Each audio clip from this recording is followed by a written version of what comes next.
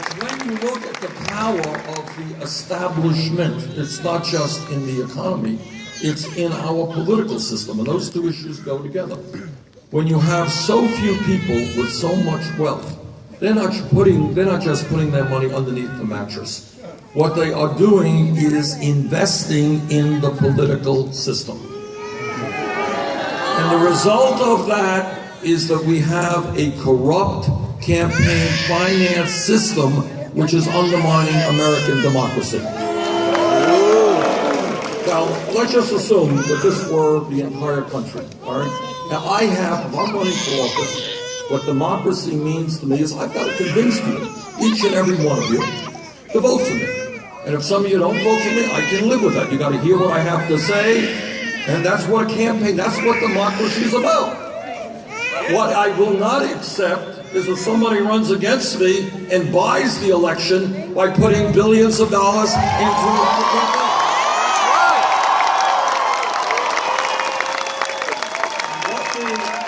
What we have, this is something the media does not talk about also very much. Why is that?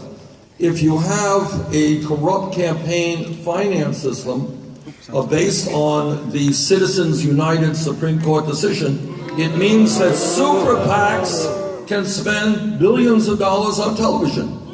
So for the TV industry, it's a good thing. But for American democracy, it is a very bad thing.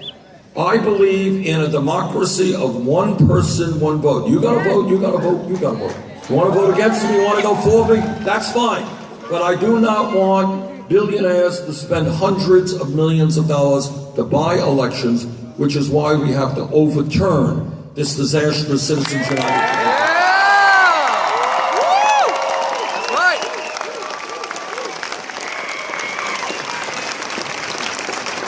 Third issue that worries me and should worry all of you very much is we have a criminal justice system which is broken. What do I mean by that? Some of you know it, some of you don't, but we have more people in jail, largely African American, Latino, Native American, more people in jail today than any other country on earth. That's right. Now, I want you all to think, I mean, it's a complicated issue, there's not a simple explanation, but I want you all to think about why in the richest country in the history of the world, we have 2.2 million fellow Americans in jail. We're spending $80 billion a year locking up fellow Americans. Ooh. All right, so what do we have? Let's just think it through for a second. Obviously, the first thing that we want to do is ask ourselves why. What's going on? And the answer is fairly obvious. We start off with the premise that there are communities in this country, often in inner cities, often in rural America. It's not a black issue, it's not a Latino issue, it is not a white issue. Every community is impacted by this.